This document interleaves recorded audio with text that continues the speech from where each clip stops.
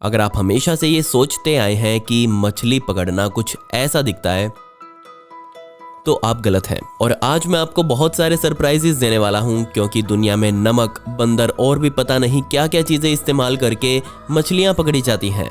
खैर, अगर आपको ये वीडियो पसंद आए तो प्लीज इसे लाइक कर दें और कमेंट्स में पिक में लिख दें ताकि कल की वीडियो में मैं आपको शाउट आउट दे दूं।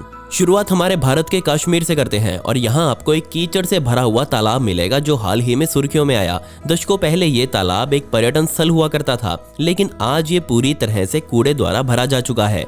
जी हाँ, मैं यहाँ बात कर रहा हूँ अंकार झील की, जो आज एक दलदल बन चुकी है। और अब हमें पता है कि दलदलों में मछलियां बहुत कम पाई जाती हैं, लेकिन फिर भी लोग यहाँ उन्हें ढूंढ ही लेते हैं। लेकिन उनका तरीका पूरी दुनिया में सबसे अलग है। जरा इसे देखिए, ये आदमी कैसे अपनी नाव पर बैठकर एक दलदल में झोपड़ी लगा रहा है। लेकिन जो आप अभी देख रहे हैं वो एक तरह का तरीका है जो यहाँ सदियों से चलता आ रहा है, और इसका नाम शैडो फिशिंग है। और ये तरीका यहाँ सिर्फ सर्दियों में ही काम करता है। सबसे पहले एक मछुआरा अपनी शिकारा या फिर बोट लेकर झील के बीच में जाता है, खुद को एक कंबल से ढकता है और इसके बाद शुरू होता है इंतजार मछलियों के फंसने का। अब आप सोच रहे होंगे कि ये कैसा तरीका है, ना कोई चारा डालना ना ही कुछ और, तो यहाँ मछलियां कैसे फंसेंगी? तो जवाब है इस झोपड़ी की परछाई से, क्योंकि अंदर मौजूद मछलियां इस परछाई की तरफ आकर्षित हो जाती हैं और तुरंत इसकी तरफ भागी आती हैं। ठीक इसी झोपड़ी के नीचे मछुआरों द्वारा जाल बिछा दिया जाता है जिसमें वो मछलियां फंस जाती हैं। मुझे तो बस तलाश है उस आदमी की जिसने ये तरीका बनाया होगा।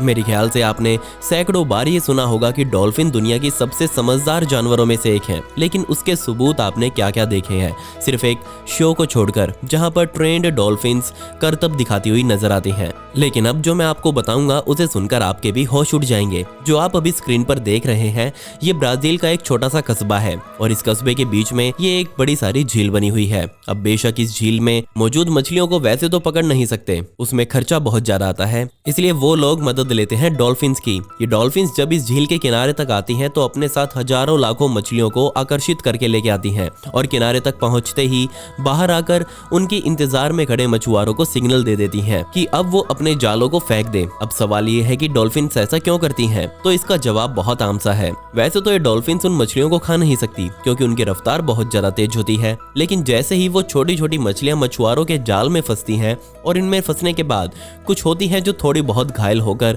जाल से फिसलकर बाहर निकल जाती हैं, और उन्हीं घायल मछलियों को ये डॉल्फिन्स खाकर अपना इनाम पाती हैं। सच में बहुत चालाक है ये डॉल्फिन्स।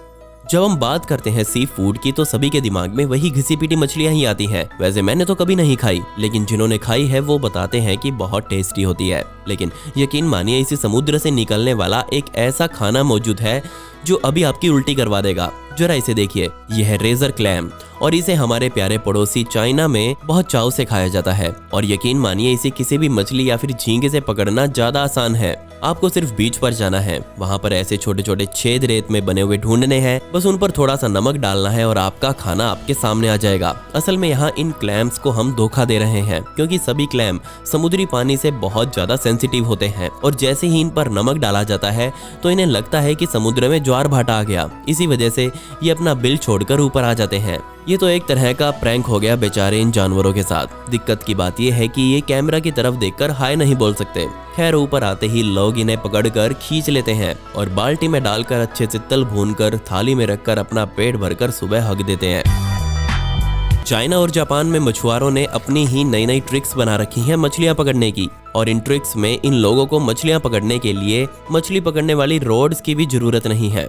सिर्फ चाहिए तो ये अजीब सा दिखने वाला झुंझुना, कॉर्मोनेंट्स, जिन्हें खास तौर पर तैयार किया जाता है मछली पकड़ने के लिए। अब आप मुझसे पूछेंगे कि ये भूखे पक्षी मछलियों को पकड़ ही लेते हैं तो खुद क्यों नहीं खा लेते? वो क्यों इसे मुंह में दबाकर आराम से अपने मालिक को ला कर दे देते हैं? तो इसका जवाब शायद आपको हैरान कर सकता है। असल में मछुआरा इन कॉर्मोनेंट्स की गर्दन पर धागे से कई गांठें बांध देता है, जिससे ये सिर्फ सांस ले पाती हैं, लेकिन कुछ भी इनके अंदर नहीं जा सकता।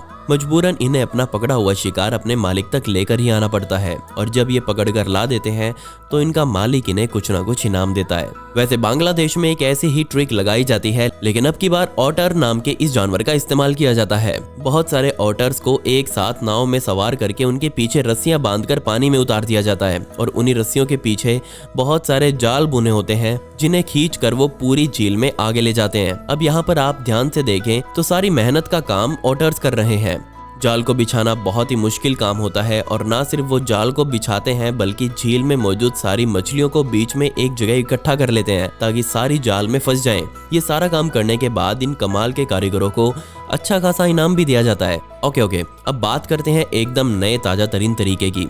आफ्टर ऑल ये 2021 चल रहा है, टेक्नोलॉजी का युग है, तो जाहिर सी बात है कि इसमें कोई ना कोई नया गैजेट तो इस्तेमाल होना ही चाहिए। तो अब जरा मिलिए ऑस्ट्रेलिया के इस आदमी से जिसे मछली पकड़ना बहुत पसंद है और उसने अपने इस काम के अंदर टेक्नोलॉजी भी मिला दी है, और वो टेक्नोलॉजी है ड्रोन। जरा सोच कर देखिए, क्या ड्रोन मछलियां पकड़ने के लिए बनाया गया था? इसे देखकर तो ऐसा ही लग रहा है। और क्या आपको पता है कि ड्रोन से मछलियां पकड़ने पर जो इस बंदे के हाथ लगता है वो सच में कमाल का है। ये बंदा सबसे पहले ड्रोन की सहायता से पानी में देख लेता है कि मछलियां किस ओर तैर रही हैं।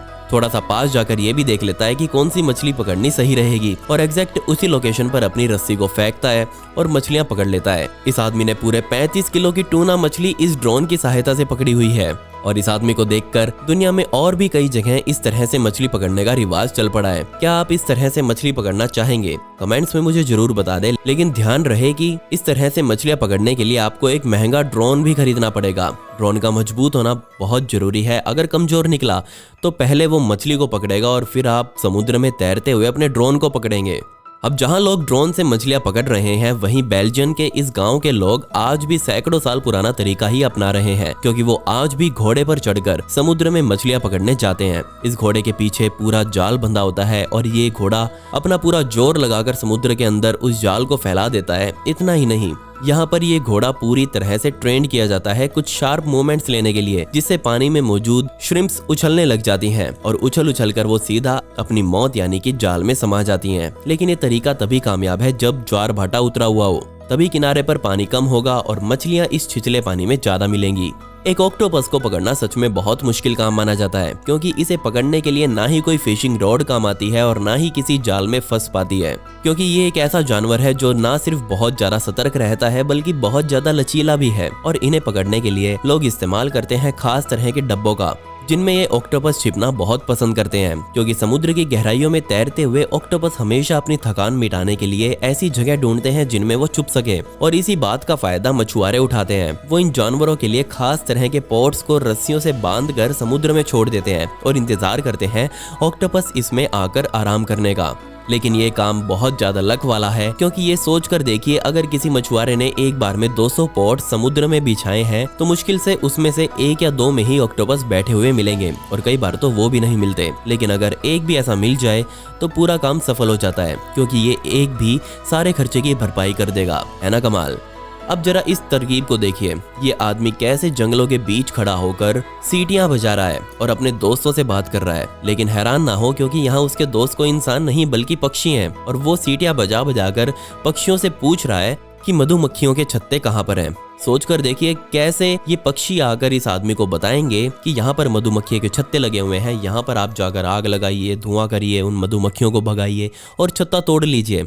इतना सब करने के बाद इन पक्षियों को क्या मिलता है? तो जवाब है उसी में से थोड़ा सा शहद। जी हाँ, आपने सही सुना। पहले सीटी बजा कर ये पक्षी उस आदमी को बता देते हैं कि यहाँ पर छत्ता लगा हुआ है, यहाँ तुरंत आइए। वहाँ आदमी जाता है, आग जलाकर उन मधुमक्खियों को फटाफट से भगा देता है, छत्ता तोड़ लेता है और बाद में जाते जाते थोड़ा सा टुकड़ा उन पक्षियों को दे जाता है इनाम के रूप में, ताकि आगे के लिए वो उसके लिए लॉयल बने रहें। है ना कमाल? दोस्तों, पिछली वीडियो का शाउट आउट शाहरुख को and comment pick me to get a shout out in next video. आपको ये वीडियो कैसी लगी मुझे कमेंट सेक्शन में जरूर बताइएगा। ऐसी इंटरेस्टिंग वीडियोस देखने के लिए मिस्टीरियस दुनिया को भी सब्सक्राइब कर लें। मिलते हैं अगली वीडियो में। ये वीडियो देखने के लिए धन्यवाद।